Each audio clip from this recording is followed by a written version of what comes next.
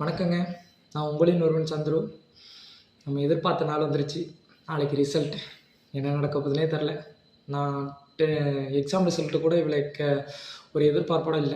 ஆனா இந்த ரிசல்ட்டுக்கு ஒரு மாரி எதிர்பார்ப்போட இருக்கேன். ஏன்னா, என்ன நடக்க போதோ அப்படிங்கிற மாரி. ஏன்னா, பணத்தின் மாற்றமா? இல்ல மக்களின் ஏக்கமா? என்ன நடக்க போது? விடிஞ்சா தான் தெரியும். அதுமாரி ஒவ்வொரு இரவின் இருளும் பகலின் ஒளியின் மறையும் சொல்லுவாங்க.